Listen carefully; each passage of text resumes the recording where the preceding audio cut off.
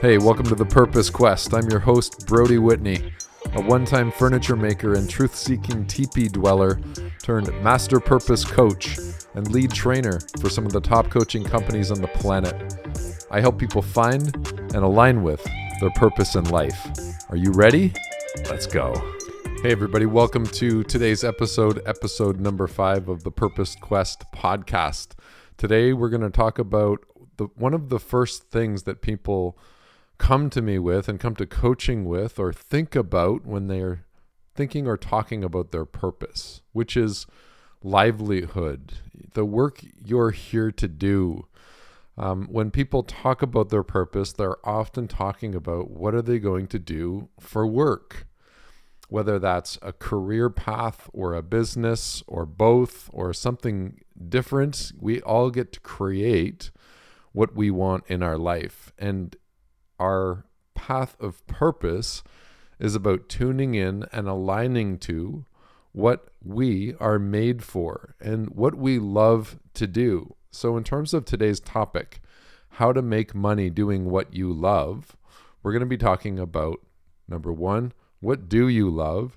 And number 2, how can you make a living doing it?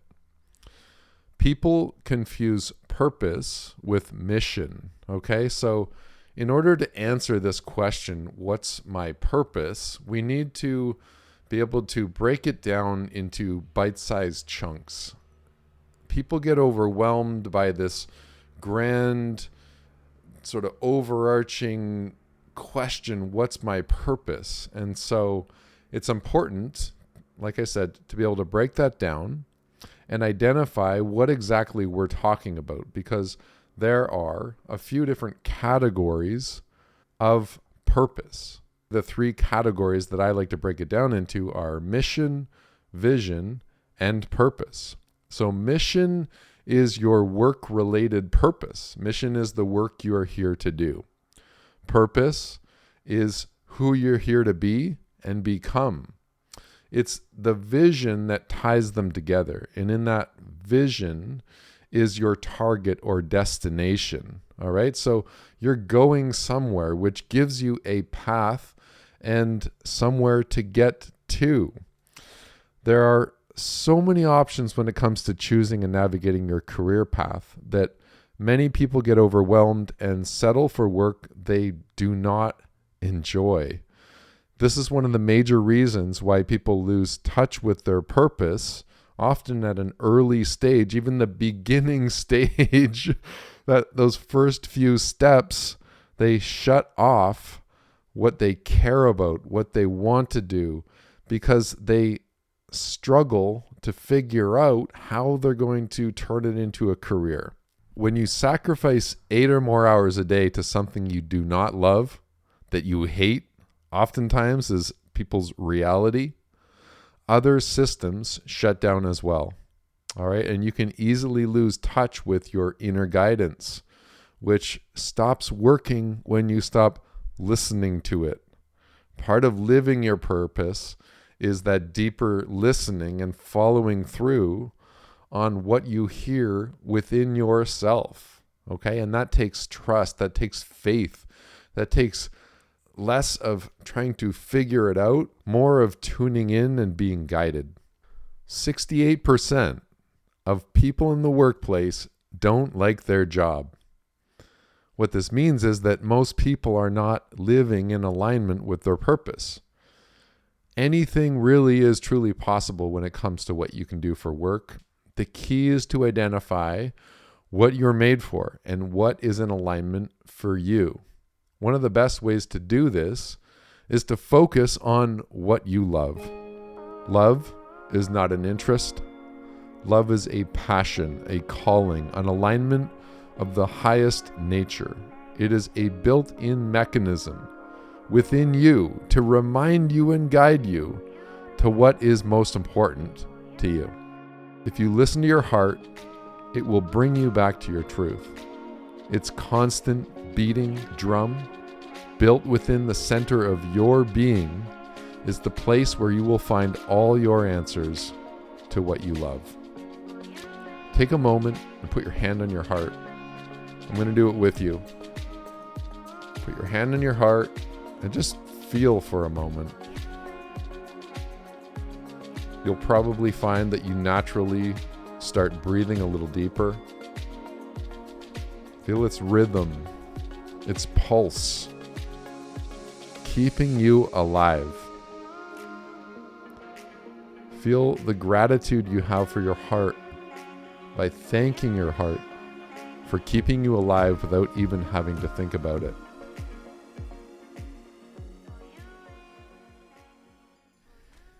And just breathe and let yourself feel.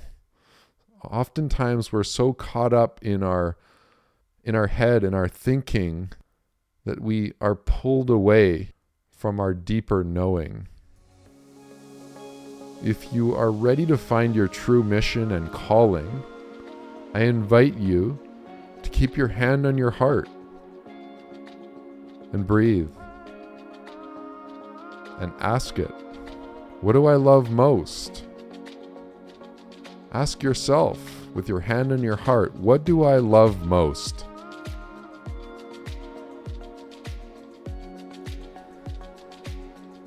Most likely, if you're still trying to figure out how to make money doing what you love, you've become distracted by thinking.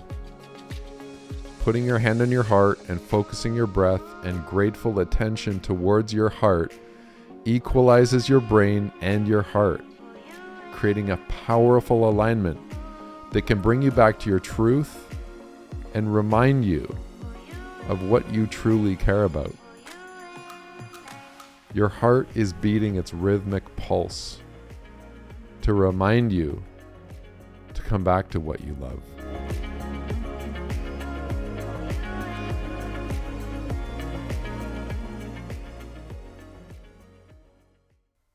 It takes courage to choose a career you love. And as we've talked about before, when you identify your mission, it will likely be both exciting and scary all at the same time. Your ultimate growth will come from choosing the path you're made for. And part of growth is leaning into and moving through discomfort and challenge. If you want to do anything great, you must be able to move through this.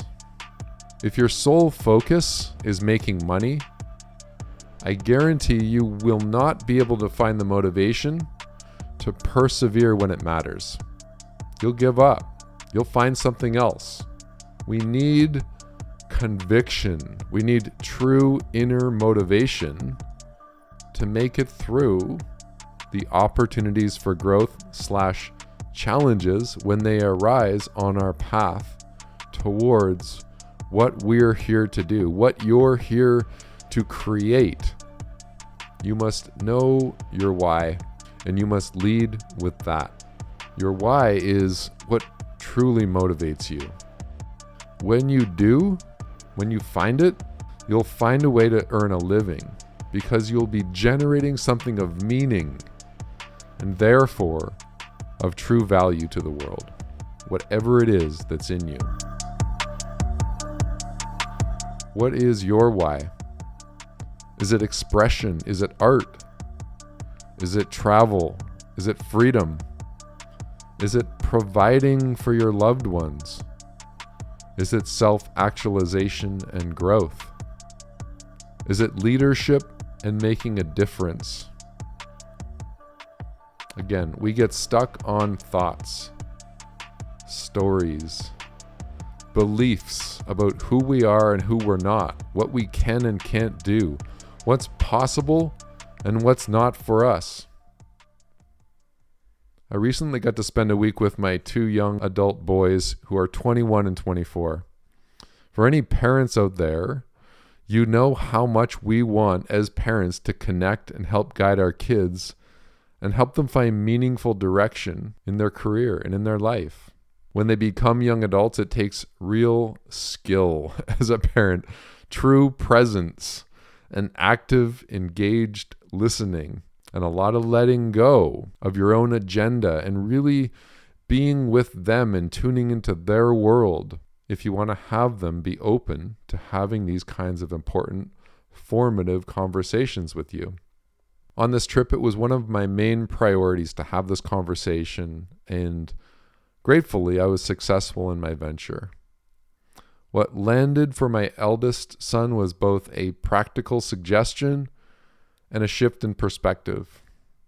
The practical suggestion was to book an appointment with a career counselor in town to see what careers were trending and what options he might have that he didn't even know about.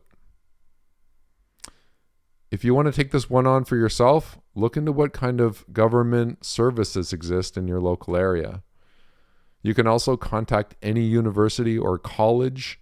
This is what I would be doing if I were looking for my path, my career, and exploring options. I would look to speak with an administrator. I'd let them know I was thinking of attending their facility and that I'd like some counseling on what my options are. The shift in perspective I shared with my son was to set aside all the limitations, like not having enough time or money, and ask these questions, which I'll ask you right now.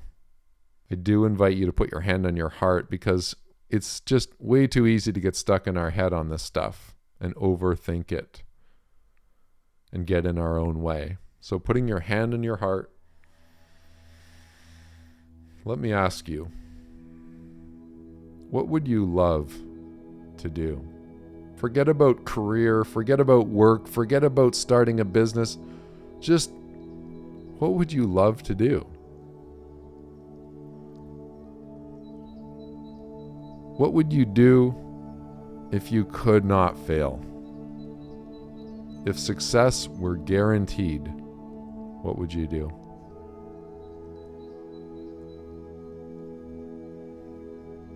And what would you love to do even if you didn't get paid for it? If you had all the money in the world and making money wasn't an issue, what would you love to do?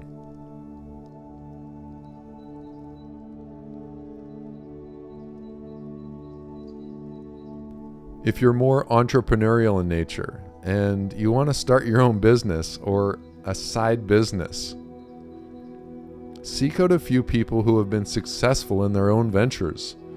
Ask if you can interview them and get some mentoring and advice to help you on your path. You'll be surprised how much people will be willing to help you when you ask.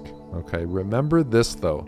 The only thing that can stop you from pursuing and succeeding at what you love is a thought, a story, a belief. If you feel that this may be your challenge and you want to clear your thoughts and get into alignment with your true creative potential, go back and listen to episode 4, where I'll guide you through the second purpose code, the letting go process. You have within you all your answers.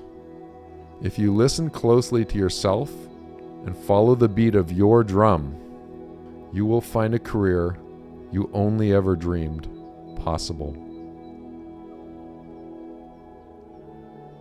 It's an honor to serve you here today on your path of purpose. I'd love to hear from you. What was impactful for you about this?